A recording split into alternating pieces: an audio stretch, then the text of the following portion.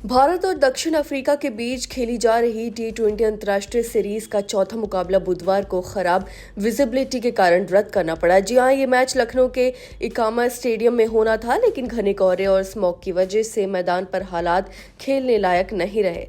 खिलाड़ियों की सुरक्षा और दर्शकों की विजिबिलिटी को देखते हुए मैच रद्द करने का फैसला लिया। मैच रद्द होते ही क्रिकेट प्रेमियों में निराशा फैल गई और सोशल मीडिया पर भारतीय क्रिकेट कंट्रोल बोर्ड के कार्यक्रम को लेकर सवाल उठने लगे।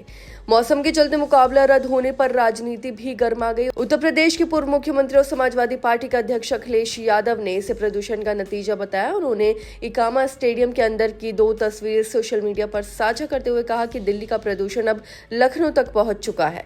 वहीं अखिलेश ने दावा किया कि मैच रद्द होने की वजह सामान्य कोहरा नहीं बल्कि जहरीला स्मॉग है, जिसने विजिबिलिटी को बेहद खराब कर दिया।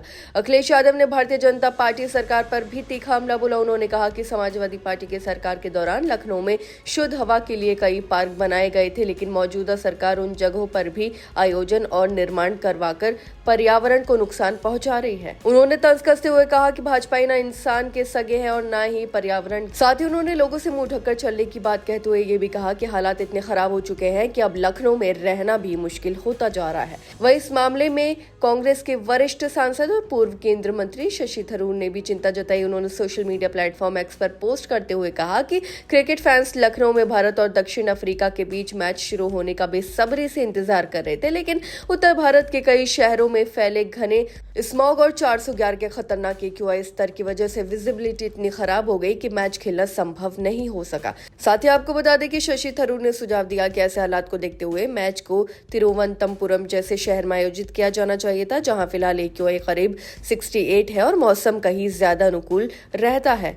दरअसल सर्दियों के मौसम में उत्तर भारत के ज्यादातर इलाके घने कोहरे और स्मॉग की चपेट में रहते हैं। इस दौरान सुबह और शाम के समय विजिबिलिटी बेहद कम हो जाती है, जिसका असर सड़क, रेल और हवाई यातायात के साथ साथ खेल आयोजनों पर भी पड़ता है। ऐसे में सवाल उठ रहा है कि इस मौसम में उत्तर भारत के शहरों में अंतर्राष्ट्रीय क्रिकेट मैचों का आयोजन कितना उचित है। वहीं कई एक्सपर्ट्स और क्रिकेट प्रेमियों का मानना है कि विजिबिलिटी को स्केड्यूल बनाते समय मौसम और पर्यावरण परिस्थितियों को गंभीरता से ध्यान में रखना चाहिए। सर्दियों में उत्तर भारत में कोहरे और प्रदूषण की समस्या कोई नई नहीं है, फिर भी ऐसे समय में बड़े मुकाबलों का आयोजन करना समझ से परे है। वहीं मैच रद्द होने से न ही सिर्फ दर्शकों और खिलाड़ियों को निराशा मिली है, बल्कि क्रिकेट बोर्ड की योजना पर भी गंभीर सवाल खड़े हो गए हैं। अब देखना यह होगा कि भविष्य में BCCI इस तरह की परिस्थितियों से सबक लेकर अपने कार्यक्रम में कोई बदलाव करती है या नहीं।